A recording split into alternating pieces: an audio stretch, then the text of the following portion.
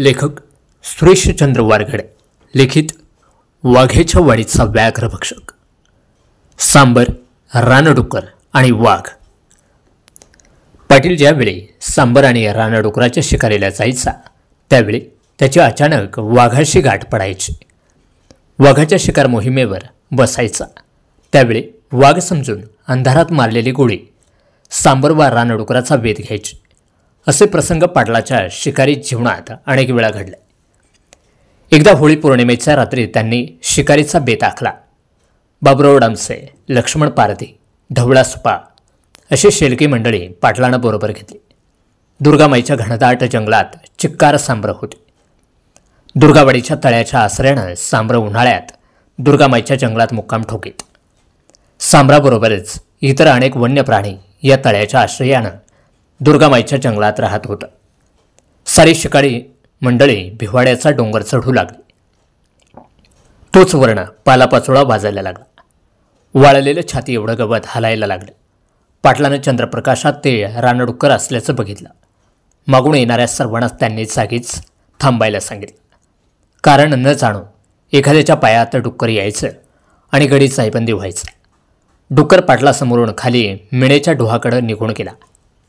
बाबुरावाची बंदूक शिवशिवत होती, परंतु पाटलानं बाबुरावला साथ थांबवलं.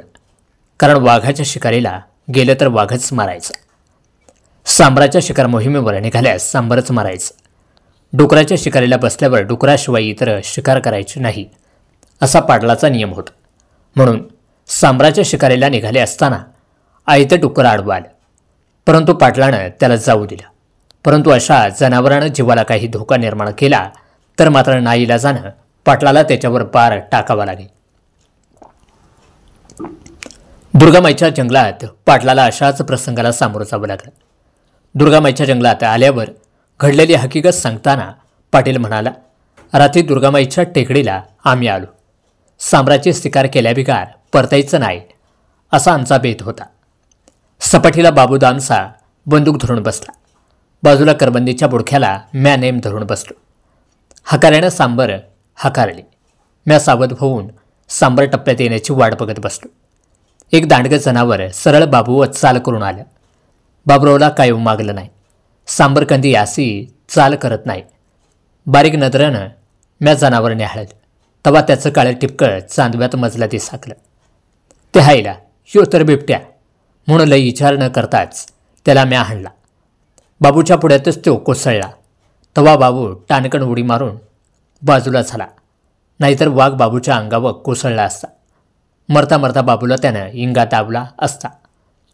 ढाकोबाचं रान आणि भिलवंड्याचा दरा म्हणजे रानडुकरांचं माहेरघर. श्रावणात वाढलेल्या हिरव्या भातघासरात ही डुकरं धुमाकूळ घालायची.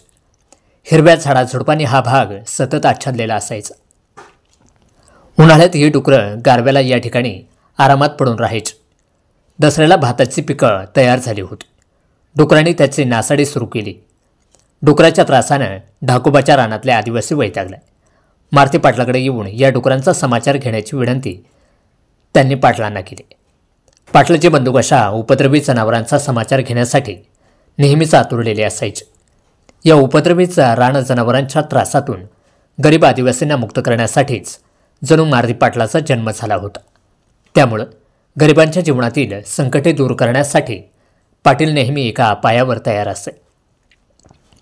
एका अमावस्येच्या रात्री ढाकोबाच्या रानातील डुकरांचा बंदोबस्त करण्यासाठी खांद्यावर बंदूक टाकून पाटलाचे स्वारे निघाले. काळोख्या रात्री काट्याकुट्यातून मशालीच्या प्रकाशात मार्ग काढीत खाचराच्या मालकासह पाटील ढाकोबाच्या रानात आला. पुढची हकीकत सांगताना पाटील म्हणतो, ढाकच्या रानात म्या डुकराला हाणण्याकरता दबा धरून बसलो. हकारा रानातली डुकरं हाकलू लागली. चिलाराच्या गळ्यातून गुतळ्यातून एक जनावर निघाला. तो वाघच होय हे काळोखात दिसलं नाही. जेव्हा बंदुकीच्या पट्ट्याला हात घालून शाण तो बंदूक वडाया लागला तेव्हा वाघचं असल्यानं उमागलं. बंदूक वडाया भडवीच्यानं लई ताकद लावली, पण म्या काय बंदूक सोडली नाही. कडीसकट बंदुकीचा पटा त्यानं तोडून नेला. माझं माथं भडाकलं. वाघाच्या आईला घोडा असो सिवी हसडून त्याच्या पाठीवर लागलो. काळोखीत कुठं गडप झाला घावलाच नाही. वाघाचं काळीच खाल्ल्यानं पाटलाचं दिलंही वाघासारखा बेडर झालं होतं. रात्री अपरात्री सारं रान पाटलानं पायी पालथं घातलं, पण पाटलाला कधी कशाची भीती वाटली नाही. अमावस्या पौर्णिमेच्या रात्री 12-12 वाजता पाटील एकटा रानावनात स्मशानात फिरायचा. लोक म्हणायचे, अमावस्या पौर्णिमेला वेताळाची खैसाची हाडळीची फेरी नेते. रानातल्या भूतावळी नाचतात. अशा भूतांनी अनेक आदिवासींना घेरलं होतं. भक्तांनी त्याचं भूत उतरलं होतं. पण वाघाच्या छातीच्या बेडर पाटलाच्या नादाला कोणतंही भूत लागत नव्हतं. नवरात्रात भूतं मोकळी असतात म्हणून कोणी आदिवासी रात्री जंगलात फिरकत नाही, घरापासून लांब जात नाही. परंतु मारुती पाटील हा पठ्ठ्या कोकणातील धसईवरून कडा चढून रात्री दुर्गामाईच्या रानात आला. दुर्गामाईचं दर्शन घेऊन तिथूनच चालत रात्री 1 वाजता इंगळोनात पोहोचला.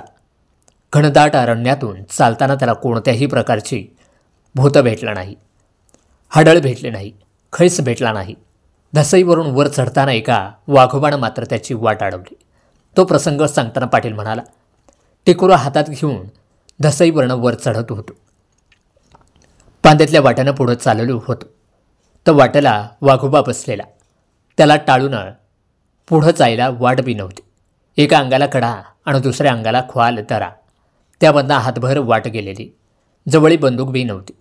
माझ्या विरोध बाजूला तोंड करून काहीतरी बघत बसला होता. म्या दबाकत वाघासारखी पावलं टाकीत त्याच्याजवळ गेलो.